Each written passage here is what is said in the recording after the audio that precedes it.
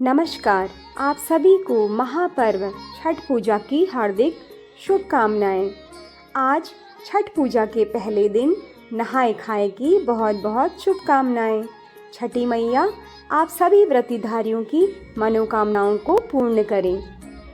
आज हम आपको महापर्व छठ पूजा के विषय में कुछ जानकारी देना चाहते हैं।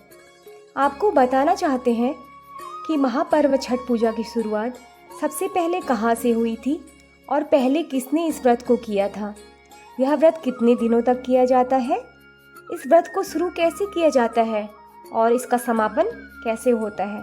तो चलिए जानते हैं।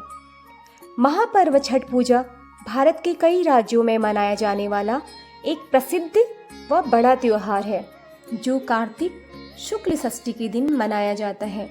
छठ पूजा मुख्य रूप से सूर्य देव की उपासना का पर्व है। यह पूजा सूर्य देव को समर्पित है। इस दौरान व्रती 36 घंटों का व्रत रखते हैं। ऐसा माना जाता है कि छठ पूजा की शुरुआत त्रेता युग में बिहार से हुई थी, इसीलिए बिहार व यूपी का यह सबसे बड़ा त्यौहार है। पुराणों के अनुसार छठ पूजा की शुरुआत रामायण के दौरान हुई थी। रावण का वध कर जब प्रभु श्री राम और माता सीता वनवास से अयोध्या लौटे, तब उन्होंने इस उपवास का पालन किया था। ऐसा भी माना जाता है कि जो सूर्यपुत्र कर्ण थे वह सूर्य भगवान के परम भक्त थे। वह पानी में घंटों खड़े रहकर सूर्य देव को अर्घ्य देते थे और उनकी उपासना करते थे। सूर्य देव की कृपा से ही कर्ण एक महान योद्धा थे। पांडवों के स्वस्थ व दीर्घ आयु के लिए द्रौपदी भी सूर्य देव की उपासना करती थी।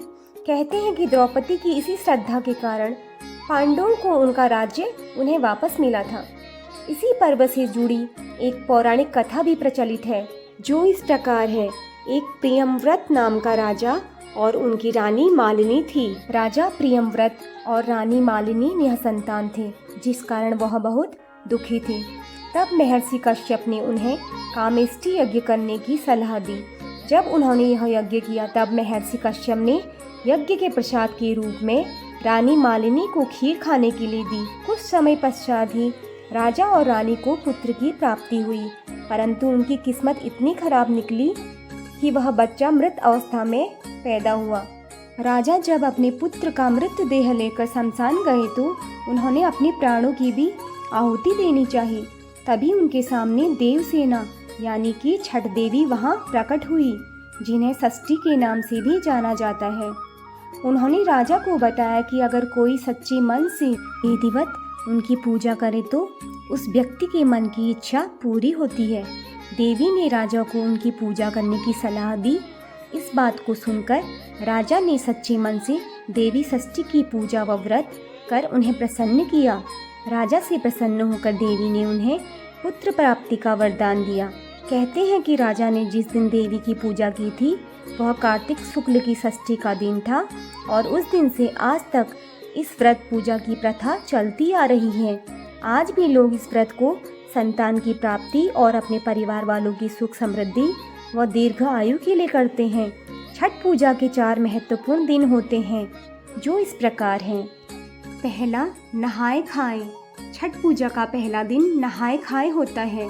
इस दिन सबसे पहले घर की साफ सफाई कर उसे पवित्र किया जाता है, जिसके बाद व्रती स्नान कर अपने आप को पवित्र करते हैं। स्नान करने के पश्चात वह शुद्ध व सात्विक भोजन कर व्रत की शुरुआत करते हैं। इस दिन चना दाल, लौकी की सब्जी रोटी के साथ खाई जाती है। पकाए हुए खाने को सबसे पहले व्रती खाते हैं, फिर उसके बाद घर के बाकी सदस्य खाते हैं। दूसरा, खरना। छठ पूजा का दूसरा दिन होता है खरना। इस दिन व्रत करने वाले व्रती पूरे दिन का उपवास रखते हैं, जिसमें ना ही वह कुछ खाते हैं ना ही कुछ पी सकते हैं। शाम के समय गुड़ वाली खीर प्रसाद के तौर पर बनाई जाती है, जिसे रसिया व खीर कहते हैं और जिसे पूजा करने के बाद व्रती खाते हैं। उसी रात छठी मैया के लिए चाशनी, गेहूं का आटा और घी से बनाई मिठाई व ठेकुआ प्रसाद के तौर पर बनाते हैं। तीसरा, संध्या अर्घ्य। छठ पूजा का तीसरा दिन संध्या अर्घ्य का होता है। ये तीसरा दिन छठ पूजा का मुख्य दिन होता है। इस दिन व्रती पूरे दिन निर्जला व्रत रखते हैं। फिर शाम में वह नदी या तालाब के यहाँ पर इकट्ठा होकर डूबते हुए सूर्य को अर्घ्य देते हैं। जब व्रती घाट की तरफ अर्घ्य देने के लिए जा रही होती हैं, तभी उनका बेटा या घर का कोई एक पुरुष एक बांस की बनी हुई एक टोकरी लेकर आगे चल रहा होता है, जिस टोकरी में फल, प्रसाद व पूजा की सामग्री रखी जाती है। चौथा, उषा अर्घ्य। छठ पूजा का चौथा दिन उषा अर्घ्य का होता है। छठ पूजा के चौथे दिन सभी व्रतीधारी उगते हुए सूर्य को अर्घ्य देकर उनकी पूजा करते हैं। सभी व्रती व उनके घर के अन्य लोग फिर से एक बार नदी व तालाब के किनारे इकट्ठा होते हैं और छठी मैया को प्रसन्न करने के लिए उनके गीत गाते हैं। फिर अंत में सभी व्रती प्रसाद और कच्चे दूध के शरबत का सेवन कर अपना व्रत तोड़ते हैं, व्रत का पारण करते हैं और इस तरह से सभी व्रतीधारियों का व्रत पूर्ण होता है और इस महापर्व छठ पूजा का समापन होता है। इसी के साथ छठी माता आप सभी की मनोकामना पूरी करें। बोलिए छठी मैया की जय।